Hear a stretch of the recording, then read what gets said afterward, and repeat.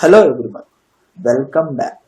In this video, we are going to discuss about Spring Boot application annotation.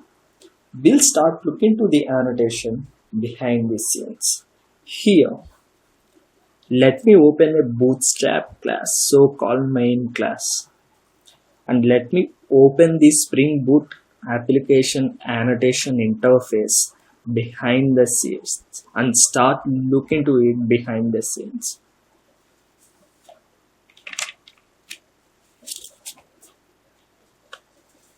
Here, the first thing is Spring Boot application annotation is the combination of Spring Boot configuration, enable auto configuration, component scan. These three are the annotations which comprises of Spring Boot application annotation. This three annotations equal to Spring Boot application annotation. Let me get deeper into each annotation. First thing, let me discuss about Spring Boot configuration annotation. First thing, this annotation is a class level annotation. This Spring Boot configuration annotation is a class level annotation. This annotation indicates to the Spring container. This annotation indicates to the Spring container that this class has, which is Spring Boot configuration class has at the rate of bean definition methods. At the rate of bean definition methods. Let me open this interface, Spring Boot configuration interface, annotation interface. This annotation indicates to the Spring container that this class has at the rate of bean definition methods. That means all the methods inside this class are annotated with bean. All the methods inside the Spring Boot configuration annotated class has bean definition methods, which is called as all the methods inside this class is annotated with at the rate of bean. In order to instantiate by the IOC container. That means if we annotated these methods with at the rate of bean, if we annotated these methods with at the rate of bean, it will be instantiated, or bean will be created, or object will be created by the IOC container. Before, in Spring, that means in Spring, we need to externally configure all the predefined classes. That means like data source or view resolver, all these classes has been configured, should be configured in XML file. That brings a lot of heck to the developer. But whereas in Spring Boot, we no need to configure in externally by the XML file. We can take a class and annotate it with at the rate of configuration, and we can define all the predefined classes inside the configuration class. Inside that configuration class. Let me look into the one of the example. Here I am having web security config. Here I am having web security config class, which is annotated with at the rate of configuration. In that we have bcrypt password encoder class.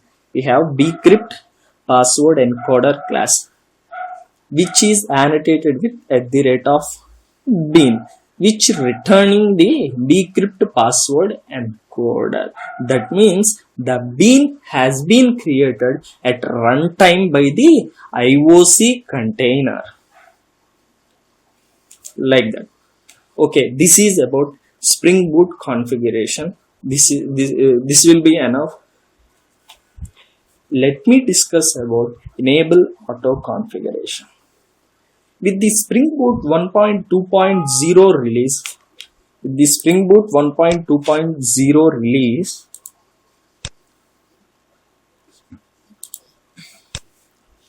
the need for this annotation has been reduced. The need for the enable auto configuration annotation has been reduced because of Spring Boot application.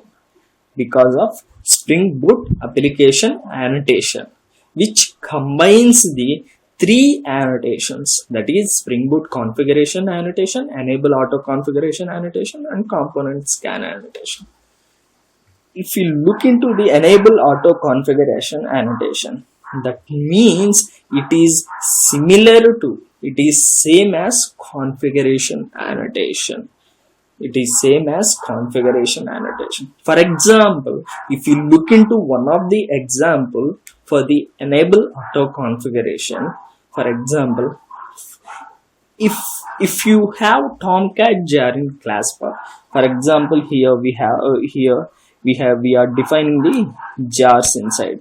For example, if we have Tomcat, if you want Tomcat jar inside the class path, then you will definitely need the Tomcat embedded servlet container to configure the Tomcat. You will definitely need Tomcat embedded servlet container to configure the Tomcat.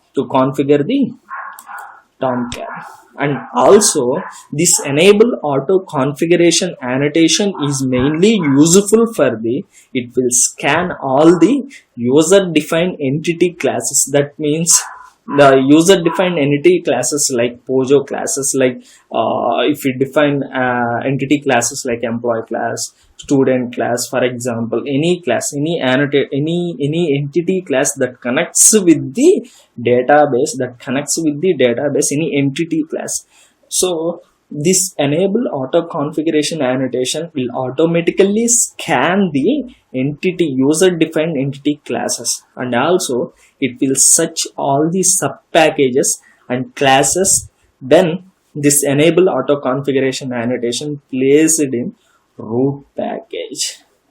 When it is placed in root package, it will scan all the sub packages and classes. And also it will automatically enable auto configuration. That means it will automatically auto configure the classes. For example, if we want start a web dependency, like if we want start a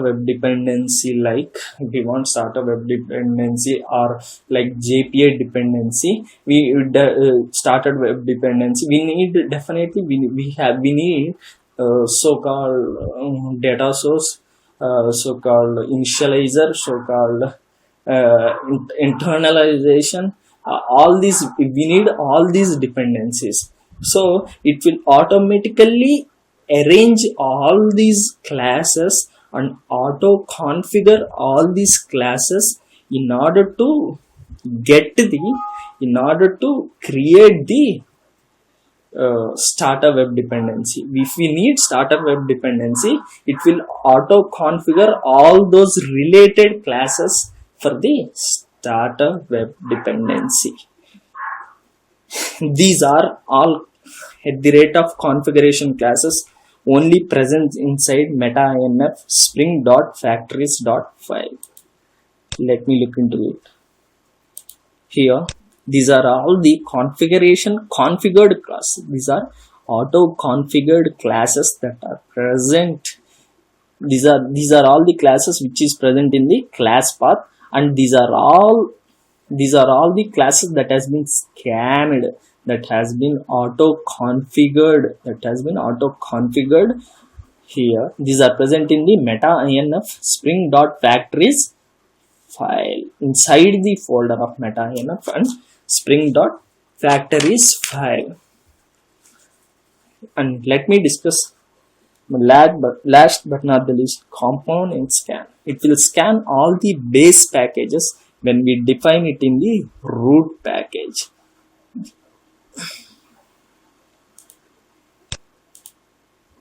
Here, this is the component scan. This component scan will scan all the base packages when we define it in the root package or the root class. Here we have defined the component scan, and this component scan will scan all the classes that are present in the this component scan annotation will scan all the classes, all the sub packages that are present in the project. For example, here we have, let me look into it. Here we have com.java eplanet.services. This is the root package. If we think that this is the root package, it will scan all the sub packages that are related to it. com.java eplanet.services.star. It will scan all the packages that are related to that package. This is called component scan. In that component scan, we have the filters, so-called filters. We have include filters, exclude filters. These filters, Spring provides filter type enumeration for the type filters. With include filters, we can include certain classes to be scanned. With exclude filters, we can exclude certain classes not to be needed to scan. So finally, component scan will scan all the base packages when we define that component scan annotation in the root package.